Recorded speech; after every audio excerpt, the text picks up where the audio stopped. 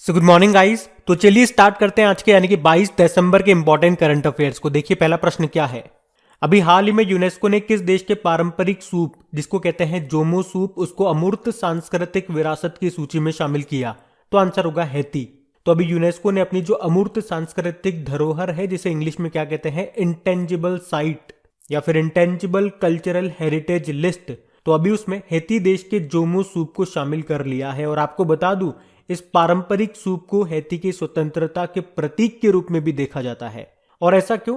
तो देखो हैती जो देश है ये पहले फ्रांस के अधीन था, तो फ्रांस के जो लोग थे ये हैती के लोगों को ये सूप पीने नहीं देते थे क्योंकि उनका मानना था कि गुलाम ये सूप नहीं पी सकते हैं। इसीलिए हैती वालों ने अपनी आजादी का प्रतीक इसी सूप को बनाया, इसीलिए इस सूप को हैती के स्वतंत्रता का प्रतीक भी कहा जाता है। अच्छा, यहीं से आपको याद आता होगा अभी कुछ दिन पहले ही हमने पढ़ा था यूनेस्को ने कोलकाता की दुर्गा पूजा को अमूर्त सांस्कृतिक विरासत के रूप में अभी मान्यता दी थी। और इसे शामिल करने के बाद भारत से अमूर्त सांस्कृतिक विरासत की सूची में तत्वों की संख्या कितनी हो गई? 14 हो गई है। और अगर आपसे पूछा जाए कि अभी वर्तमान में भारत में UNESCO world heritage sites total कितनी है, तो आंसर होगा 40। अभी 40वीं कौन सी बनी थी? गुजरात की धोलावीरा। उससे पहले 39th बनी थी तेलंगाना का रामप्पा मंदिर। तो सीधा सीधा ध्यान रखना है, भारत में अमूर्त धरोहर कितनी हो गई है, इंटेंजिबल साइट्स कितनी हो गई हैं 14, और मूर्त धरोहरें कितनी हो गई है यानी कि टेंजिबल साइट्स कितनी हो गई हैं। टेंजिबल साइट्स मतलब ये होता है जिन्हें आप छू सकते हैं, ये हो गई है 40। और उससे पहले करंट अफेयर्स में हम लोगों ने पढ़ा था कि यूनेस्को ने वैश्विक सांस्कृतिक धरोहर की सूची में, अच्छा इसी से रिलेटेड एक करंट अफेयर्स का क्वेश्चन मैं आपसे पूछता हूं, बताओ भी यूनेस्को ने वैश्विक सांस्कृतिक धरोहर की सूची में अभी किस मध्य अफ्रीकी संगीत और नृत्य को जोड़ा? तो आंसर होगा कांगोलीज रुम्बा को। अभी UNESCO Guillermo canoe world press award 2022 किसे मिला? मारिया रेसा को। और आपको याद होगा भारत को 2021 से 2025 के लिए फिर से यूनेस्को के कार्यकारी बोर्ड में भी चुना गया था। अच्छा, वैसे अभी यूनेस्को की गुडविल एम्बेसडर भी बनी है। कौन बनी है? जापानी फिल्म निर्देशक हैं ये, नाम है इनका नाओमी कावासे। और अगर आपसे एग्जाम में पूछा जाए कि यूनेस्को का मार्शल आर्ट एजुकेशन प्राइज 2021 किसे मिला, तो आंसर होगा कुंग फू नन को। देखो यूनेस्को की बात करेंगे, इसकी फुल फॉर्म होती है united nation educational and scientific and cultural organization. Headquarter मिलेगा आपको पेरिस फ्रांस में। वैसे पेरिस फ्रांस में आपको फाइनेंशियल एक्शन टास्क फोर्स का हेडक्वार्टर भी मिलेगा, यहीं पे इंटरनेशनल एनर्जी एजेंसी का भी मिलेगा, OECD का भी मिलेगा, रिपोर्टर्स विदाउट बॉर्डर का भी मिलेगा, एक इंटरनेशनल यूनियन ऑफ रेलवे का भी यहां पे मिल जाएगा। इसके डायरेक्टर जनरल कौन है? ऑद्रे उजाले। तो ये सारे इंपॉर्टेंट पॉइंट्स और जो अभी करंट अफेयर्स में रहे थे वो मैंने आपको एक साथ बताया, इनको ध्यान रखना। बढ़ते आगे, अगला प्रश्न है अभी हाल ही में BWF वर्ल्ड बैडमिंटन चैंपियनशिप में सिल्वर मेडल जीतने वाले पहले भारतीय पुरुष कौन बन गए? तो आंसर होगा किदाम्बी श्रीकांत। तो शटलर हैं ये किदाम्बी श्रीकांत। तो देखो एक प्रश्न तो यहीं से क्लियर हो जाता है, पूछा जाए कि किदाम्बी श्रीकांत का संबंध किस खेल से है, तो ये शटलर है, बैडमिंटन प्लेयर है। और अभी BWF वर्ल्ड चैंपियनशिप में सिल्वर मेडल जीतने वाले ये पहले भारतीय पुरुष बन गए हैं, क्योंकि इनसे पहले प्रकाश पादुकोण ने इसमें ब्रोंज मेडल जीता था, उसके बाद इसमें इन्होंने सिल्वर मेडल जीत लिया और ऐसा करने वाले ये पहले भारतीय पुरुष खिलाड़ी बन गए हैं। अच्छा, इन्होंने तो जीता सिल्वर मेडल, गोल्ड किसने जीता? तो सिंगापुर के लोह कीन येव ने गोल्ड जीता है। और ये पहली बार था जब सिंगापुर के किसी पुरुष खिलाड़ी ने BWF वर्ल्ड चैंपियनशिप में गोल्ड मेडल जीता था। अच्छा, अभी मैंने प्रकाश पादुकोण का नाम लिया था, तो आपको बता दूं, आपको याद भी होगा अभी प्रकाश पादुकोण को बैडमिंटन के क्षेत्र में लाइफ टाइम अचीवमेंट अवार्ड भी मिला था। और बैडमिंटन वर्ल्ड फेडरेशन ने अभी men's player of the year 2021 किसे चुना? डेनमार्क के विक्टर एक्सेलसेन को। जबकि women player of the year चुना था ताइवान की ताई जू यिंग को। बाकी बैडमिंटन वर्ल्ड फेडरेशन, इसका हेडक्वार्टर आपको मिलेगा कुआलालंपुर मलेशिया में। इसके अध्यक्ष कौन है? Paul Erik Larsen. अच्छा, मुझे आप बताओ उबेर कप का संबंध किस खेल से है? तो आंसर होगा बैडमिंटन से। और अभी उबेर कप को किसने जीता? चाइना ने जीता था। इसी तरह से थॉमस कप आपसे पूछा जाए तो इसका संबंध भी आपके बैडमिंटन से ही है। और आपको याद होगा अभी जो टोक्यो पैरालंपिक 2020 हुए थे उसमें 2 गेम को पहली बार शामिल किया गया था, एक तो बैडमिंटन और एक ताइक्वांडो। और टोक्यो पैरालंपिक 2020 में भारत ने 19 मेडल जीते थे, जिसमें से 5 गोल्ड थे, 8 सिल्वर थे और 6 ब्रोंज थे। तो वो जो 5 गोल्ड थे ना, उसमें से 2 बैडमिंटन में हमारे पास गोल्ड आए थे। और बैडमिंटन में कौन कौन गोल्ड लेकर के आया था? प्रमोद भगत और कृष्णा नागर। तो ये पॉइंट भी ध्यान रखना। बढ़ते आगे। फिर अगला प्रश्न है, अभी हाल ही में BBC sports personality of the year 2021 का पुरस्कार किसने जीता? तो आंसर होगा एम.आर. रादुकानु ने। तो अभी टेनिस प्लेयर है ये एम.आर. रादुकानु, और इन्होंने 2021 के लिए बीबीसी की sports personality of the year का पुरस्कार जीत लिया है। जबकि इंग्लैंड की पुरुष फुटबॉल टीम को टीम ऑफ द ईयर और गैरेथ साउथगेट को कोच ऑफ द ईयर के रूप में नामित किया गया। अच्छा, एम.आर. रादुकानु से आपको जरूर याद आता होगा, देखो साल में 4 ग्रैंड स्लैम होते हैं। ऑस्ट्रेलियन ओपन होता है, फ्रेंच ओपन होता है, विंबलडन होता है और यूएस ओपन होता है। अब मेरा प्रश्न आपसे है, एम.आर. रादुकानु का नाम आपने कहां पे सुना था? मतलब इनमें से कोई एक ग्रैंड स्लैम है जिसमें से वुमेन सिंगल का टाइटल इन्होंने जीता था? ये आप लोग बताओ पहले, फिर मैं आप लोगों को बताता हूं। बाकी बीबीसी से आपको क्लिक करेगा। इसी साल मार्च में हम लोगों ने पढ़ा था कोनेरू हम्पी, यह आंध्र प्रदेश की चेस प्लेयर है कोनेरू हम्पी, और इन्होंने BBC Indian sports women of the year का अवार्ड जीता था। और अभी हमने पढ़ा था कुछ दिन पहले, sports journalist federation of India ने, चलो बताओ किसे प्रतिष्ठित sports journalist federation of India medal से सम्मानित किया था? तो आंसर होगा सुनील गावस्कर को। और स्पोर्ट्समैन ऑफ द ईयर चुना था नीरज चोपड़ा को, जो कि जेवलिन थ्रोवर है। और sports women of the year चुना था मीराबाई चानू को, जो कि वेटलिफ्टर है मणिपुर से। और भारतीय पुरुष टीम को टीम ऑफ द ईयर घोषित किया था। और जो शूटर हैं अवनी लेखरा, जिन्होंने अभी टोक्यो पैरालंपिक 2020 में गोल्ड जीत करके इतिहास रचा था, अभी 2021 पैरालंपिक स्पोर्ट्स अवार्ड्स में बेस्ट फीमेल डेब्यू का सम्मान मिला था उनको। बाकी अंजू बॉबी जॉर्ज का नाम भी याद रखना, इनका नाम भी न्यूज में था, एथलीट है ये। अभी वर्ल्ड एथलेटिक्स ने वुमेन ऑफ द ईयर चुना था इनको। तो ये सारे पॉइंट ध्यान रखना। अच्छा, एम.आर. रादुकानु के बारे में मैंने आपसे पूछा था कौन सा ओपन इन्होंने जीता था, कौन सा ग्रैंड स्लैम जीता था? तो यूएस ओपन इन्होंने जीता था, उसमें वुमेन सिंगल का टाइटल जीता था। ये यूके से हैं। और उसमें मेन सिंगल का टाइटल जीता था डेनियल मेदवेदेव ने, जो कि रशिया से है। तो ये याद होने चाहिए आपको। इसीलिए मैं आपको कहता हूं हर वीडियो के लास्ट में कि जो आपकी क्रैक एग्जाम एप्लीकेशन पे आप क्विज सॉल्व करते हो डेली करंट अफेयर्स की, तो पिछले दिनों की भी टाइम निकाल करके वो भी सॉल्व करा करो, ताकि चीजें जो आप पढ़ रहे हो उनका रिवीजन होते रहे टाइम टू टाइम। रिवीजन नहीं होगा तो आप चीजें भूल जाओगे, ये बात मान लेना। तो रिवीजन करते रहो ताकि चीजें याद रहे। अभी बढ़ते हैं आगे। फिर बताइए, अभी हाल ही में ऑस्ट्रिया के चांसलर के रूप में किसने शपथ ली है? तो आंसर होगा कार्ल नेहमर ने। तो ऑस्ट्रेलिया के नए चांसलर बन गए हैं कार्ल नेहमर। इन्होंने किनका स्थान लिया? अलेक्जेंडर शेलेनबर्ग का स्थान लिया है। बाकी चांसलर से आपको याद आता होगा, अभी जर्मनी के नए चांसलर बन गए कौन? ओलाफ स्कोल्ज, एंजेला मर्केल की जगह ली इन्होंने। बाकी पेट्र फियाला चेक रिपब्लिक के प्रधानमंत्री बने। मैग्डेलेना एंडरसन स्वीडन की पहली महिला प्रधानमंत्री बनी ये। बाकी बात ऑस्ट्रिया की है, तो ये रहा मैप में ऑस्ट्रिया। कैपिटल इसकी क्या है? वियना। वियना से आपको याद आता होगा, यहां पे आपको मिलेगा ओपेक का हेडक्वार्टर। करेंसी यूरो है और इसके प्रेसिडेंट है अलेक्जेंडर वैन डर बेलेन। बढ़ते आगे।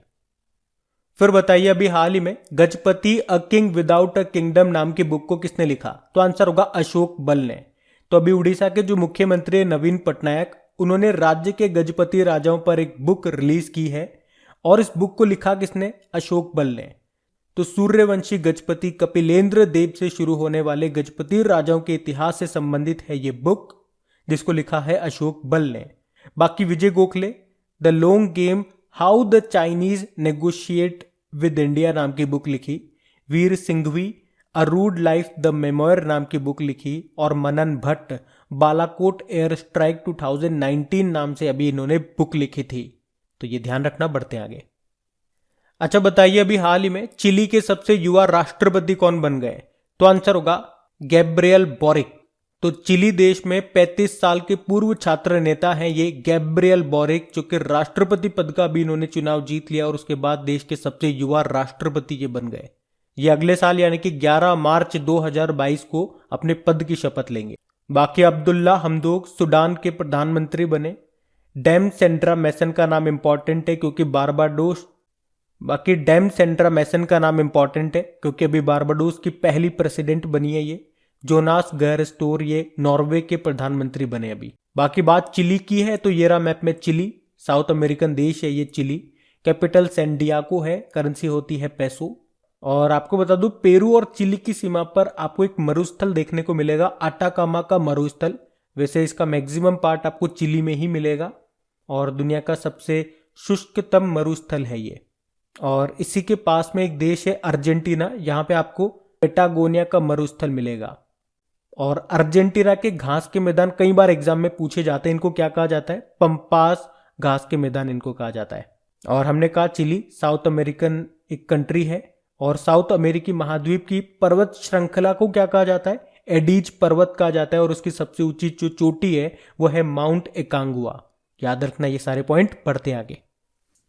फिर बताइए अभी हाल ही में किसे चीन में भारतीय राजदूत के रूप में नियुक्त किया गया? तो आंसर होगा प्रदीप कुमार को। तो अभी प्रदीप कुमार रावत को चाइना में भारत का अगला राजदूत यानी कि एम्बेसडर नियुक्त किया गया। ये किनका स्थान लेंगे? विक्रम मिश्री का स्थान लेंगे। बाकी शील वर्धन सिंह सीआईएसएफ के नए हेड बने। रितेश चौहान प्रधानमंत्री फसल बीमा योजना की सीईओ बने। और अमिश मेहता ये क्रिसिल जो कि रेटिंग एजेंसी है इसके एमडी सीईओ बने। अब बात यहाँ पे चाइना की है तो ये रहा मैप में चाइना। देखो चाइना की जो कैपिटल है वो बीजिंग है। आपको याद है एशियन इंफ्रास्ट्रक्चर इन्वेस्टमेंट बैंक का हेडक्वार्टर यहीं पर मिलेगा। शंघाई कोऑपरेशन ऑर्गेनाइजेशन का हेडक्वार्टर भी आपको यहीं पर मिलेगा। करेंसी रेनमिन है, प्रेसिडेंट है शी जिनपिंग। और भारत और चाइना के बीच की बॉर्डर लाइन को क्या कहते हैं? McMahon line. अभी रिपोर्टर्स विदाउट बॉर्डर की रिपोर्ट आई थी और उसमें बताया था कि दुनिया का सबसे बड़ा पत्रकारों को बंदी बनाने वाला देश कौन सा है? तो आंसर होगा चाइना। अभी चाइना ने दुनिया का पहला पृथ्वी विज्ञान उपग्रह को लॉन्च किया था जिसका नाम क्या है? गुआंगमू। और चाइना ने अपना पहला सोलर एक्सप्लोरेशन सैटेलाइट को लॉन्च किया, उसका नाम क्या है? शी है। अभी चाइना ने एक प्रोटोटाइप छोटा हेलीकॉप्टर भी डेवलप किया था भविष्य के मंगल मिशनों पर निगरानी रखने के लिए। और चाइना ने कब तक कार्बन न्यूट्रल का लक्ष्य रखा है? तो आंसर होगा 2060 तक का। और बताओ किस देश ने दुनिया का पहला स्वच्छ परमाणु रिएक्टर एक्टिव करने की अभी घोषणा की थी? तो उसका भी आंसर होगा चाइना। अच्छा, चाइना के मंगल मिशन का नाम क्या है? तियानवेन 1। और उसके साथ जो रोवर गया था उसका नाम क्या है? तो आंसर होगा जुरोंग।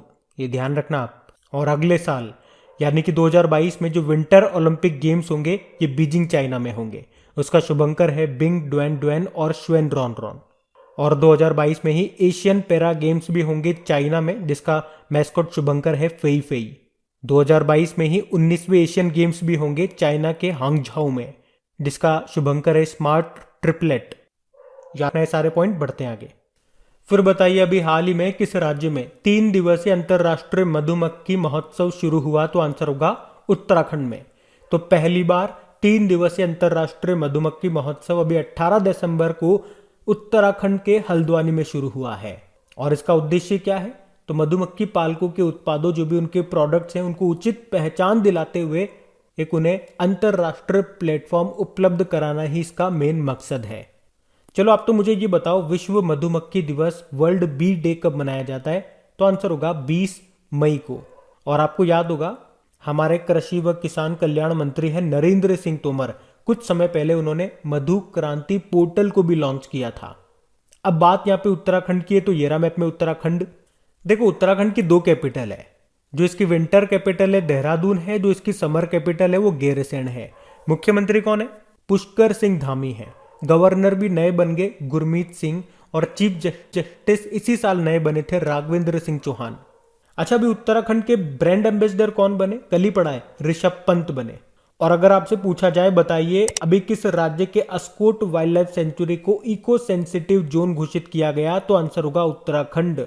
अच्छा, भारत का पहला वन चिकित्सा केंद्र किस राज्य में खोला गया? तो आंसर होगा उत्तराखंड में ही। अभी उत्तराखंड में ही दूध मूल्य प्रोत्साहन योजना शुरू की गई थी। बेरोजगार युवाओं के लिए होप पोर्टल लॉन्च किया गया था। उत्तराखंड की पुलिस ने ही मिशन हौसला शुरू किया। घरों की पहचान चेली का नाम योजना यहाँ पे शुरू हुई। वात्सल्य योजना शुरू हुई यहाँ पे। और हरेला उत्सव भी यहीं पे मनाया जाता है, जबकि हरेली उत्सव का मनाया जाता है छत्तीसगढ़ में। अच्छा, देश का पहला एरोमेटिक गार्डन, इसका उद्घाटन कहाँ पे किया गया? उत्तराखंड के हल्द्वानी में।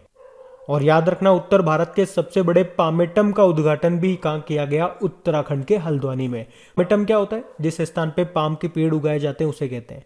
और भारत की सबसे बड़ी ओपन एयर फर्नरी ये कहाँ पे खुली है? उत्तराखंड के रानीखेत में। फर्न मतलब होता है बिना फूल वाला पौधे को कहते हैं फर्न। और भारत का सबसे अधिक ऊंचाई वाला हर्बल गार्डन का उद्घाटन भी आपके उत्तराखंड में किया गया था। और अभी उत्तर भारत के पहले ऑर्किड संरक्षण केंद्र ये कहाँ पे खुला? उत्तराखंड के चमोली जिले में। अभी भूकंप अलर्ट एप्लीकेशन को लॉन्च करने वाला पहला राज्य भी उत्तराखंड है और इस एप्लीकेशन को बनाया आईआईटी रुड़की ने। अच्छा बताओ, भारत का पहला फॉरेस्ट हीलिंग सेंटर कहाँ पे खुला? तो आंसर होगा उत्तराखंड के रानीखेत में। और रानीखेत से आपको याद होगा इस साल डस्टलिक 2 नाम का एक्सरसाइज हुआ था भारत और उज्बेकिस्तान के बीच में। बाकी भारत का पहला क्रिप्टोगेमिक गार्डन स्थापित किया गया उत्तराखंड के देहरादून में। अभी उत्तराखंड में एक दिन के लिए मुख्यमंत्री कौन बनी थी? सृष्टि गोस्वामी। और भारत का पहला पॉलिनेटर पार्क आपसे पूछ ले तो स्थापित किया गया ये उत्तराखंड में। भारत का पहला मोस्ट गार्डन ये विकसित किया गया उत्तराखंड में, उत्तराखंड के नैनीताल जिले में। भारत का पहला लाइकेन पार्क आपसे पूछ ले तो ये बना है उत्तराखंड के पिथौरागढ़ के मुनस्यारी में। यहीं पे आपको 2 टाइगर रिजर्व मिलेंगे, राजाजी टाइगर रिजर्व और जिम कॉर्बेट टाइगर रिजर्व। ये जो जिम कॉर्बेट नेशनल पार्क है ना, इसको पहले हेली नेशनल पार्क के नाम से जाना जाता था। सबसे पुराना नेशनल पार्क है ये। तो ये सारे पॉइंट आप ध्यान रखना है उत्तराखंड से। बढ़ते आगे। चलिए बताइए, अभी हाल ही में नागालैंड में कितने नए जिलों के निर्माण की घोषणा की गई? तो आंसर होगा 3। तो नागालैंड सरकार ने नागालैंड में 3 नए जिलों के निर्माण की अभी घोषणा की है, जिनके नाम क्या क्या है?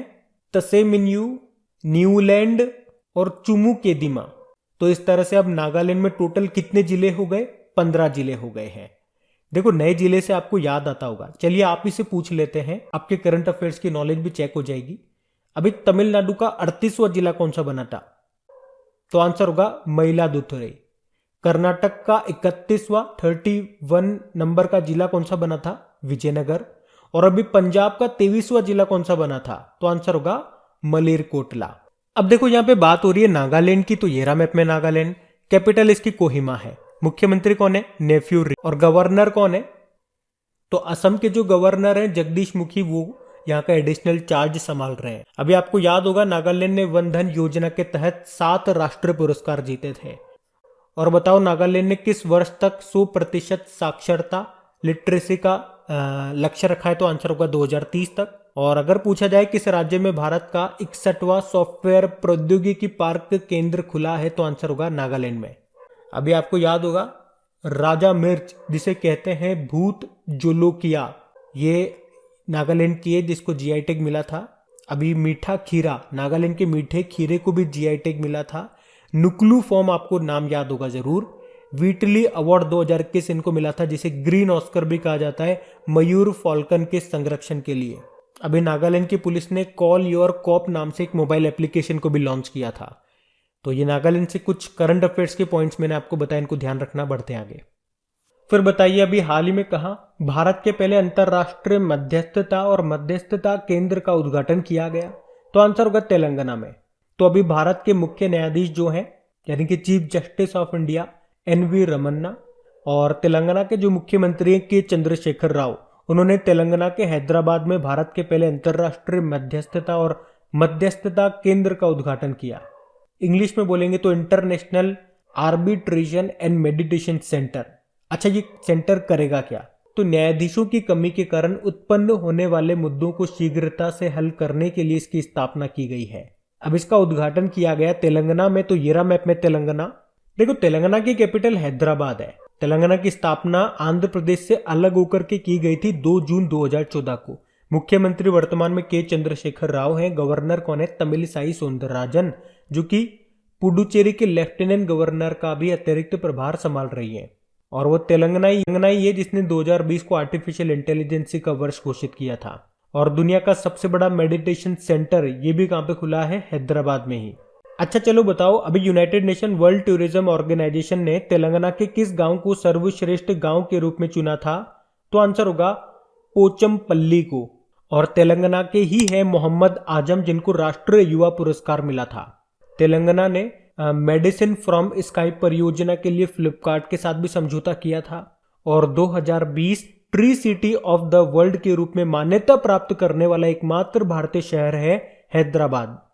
और दुनिया का पहला mobile water from air kiosk और वाटर नॉलेज सेंटर ये हैदराबाद में ही स्थापित किया गया। याद रखना, भारत का पहला ट्रांसजेंडर कम्युनिटी डेस्क खुला है आपके हैदराबाद में ही। और हैदराबाद में जो नेहरू जूलॉजिकल पार्क है उसे आईएसओ सर्टिफिकेट मिला था और इसी के साथ आईएसओ सर्टिफिकेट पाने वाला ये देश का पहला चिड़ियाघर बना था। तो ये पॉइंट ध्यान रखना। बढ़ते आगे, चलिए बताइए 20 से लेके 25 दिसंबर 2021 तक मनाए जा रहे सुशासन सप्ताह की थीम क्या है? तो आंसर होगा प्रशासन गांव की ओर। तो अभी हमारे जो केंद्रीय मंत्री हैं डॉक्टर जितेंद्र सिंह, उन्होंने प्रशासन गांव की ओर थीम पर सुशासन सप्ताह यानी कि गुड गवर्नेंस वीक अभियान का उद्घाटन किया, जिसका उद्देश्य है जमीनी स्तर पर सर्वोत्तम शासन प्रथाओं को प्रदर्शित करना और उनकी नकल करना। तो 20 से लेकर 25 दिसंबर तक सुशासन सप्ताह के रूप में मनाया जा रहा है। और वैसे तो आप जानते ही हो, सुशासन दिवस गुड गवर्नेंस डे कब मनाते हैं? 25 दिसंबर को, क्योंकि इसी दिन अटल बिहारी वाजपेयी जी की जन्मदिन होता है। बढ़ते आगे, फिर बताइए हाल ही में हुई राष्ट्रमंडल भारोत्तोलन चैंपियनशिप 2021 में भारत ने कितने पदक जीते? तो आंसर होगा 16। अच्छा, ये कॉमनवेल्थ वेटलिफ्टिंग चैंपियनशिप 2021 कहां पे हुई? तो आंसर होगा ताशकंद उज्बेकिस्तान में। और इसमें भारत ने टोटल 16 मेडल जीते हैं, जिसमें से 4 गोल्ड रहे, 7 सिल्वर हैं और 5 ब्रोंज मेडल हैं। और ये 4 गोल्ड किन किन ने जीते?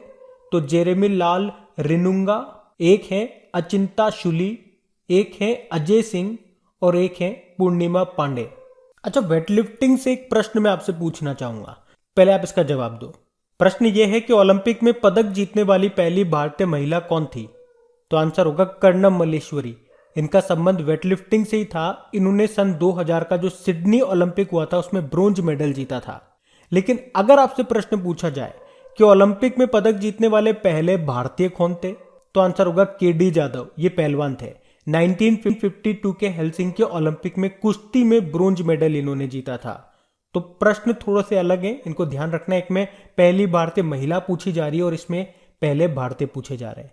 बाकी एक वेटलिफ्टर और है, मीराबाई चानू का नाम याद रखना, क्योंकि अभी टोक्यो ओलंपिक 2020 हुए थे, उसमें 49 किलोग्राम कैटेगरी में सिल्वर जीता था इन्होंने। ये भी वेटलिफ्टर ही है। अच्छा चलो, एक और करंट अफेयर्स का प्रश्न पूछता हूं। बताओ भी इंडियन वेटलिफ्टिंग फेडरेशन के नए प्रेसिडेंट कौन बने? तो आंसर होगा इसका सहदेव यादव। तो अब बात करेंगे कल के वीडियो में पूछे गए प्रश्न के उत्तर की। तो कल के वीडियो में आपसे पूछा गया था कि इंडियन न्यूज़पेपर सोसाइटी के नए अध्यक्ष कौन बन गए? तो आंसर होगा मोहित जैन। आप सभी ने प्रश्न का बिल्कुल सही उत्तर दिया है। और गाइज, अगर सेशन अच्छा लगा है तो प्लीज इसे लाइक करके अपने दोस्तों के साथ में शेयर जरूर किया कीजिए। आप नोटिस करेंगे मैक्सिमम टाइम मैं आपको बीच में बिल्कुल डिस्टर्ब नहीं करता। इसको लाइक कर दो, इसे शेयर कर दो, ये कर दो, वो कर दो। स्टार्ट कर दें क्वेश्चन को करना और बिना फालतू बकवास के हम उसे एंड करते हैं। और उसके बाद में जाकर के मैं आपसे बोलता हूं, अगर सेशन अच्छा लगता है तो प्लीज इसे सपोर्ट जरूर करें, ताकि इसे कंटिन्यू रखने में और इसे और फ्रूटफुल आप लोगों के लिए बनाने में, मेहनत करने में हमें भी मजा आए। तो इसे लाइक करके शेयर तो जरूर कर ही सकते हैं आप। और साथ में आपका रिवीजन करने के लिए इन सभी क्वेश्चंस का क्विज बना करके आपकी क्रैक एग्जाम एप्लीकेशन पे डेली अपलोड करते हैं। वहां पे आप इनको सॉल्व करा कीजिए और इनका PDF भी आपको वहीं पे मिल जाएगा। और ये रहा आज का आपका होमवर्क प्रश्न।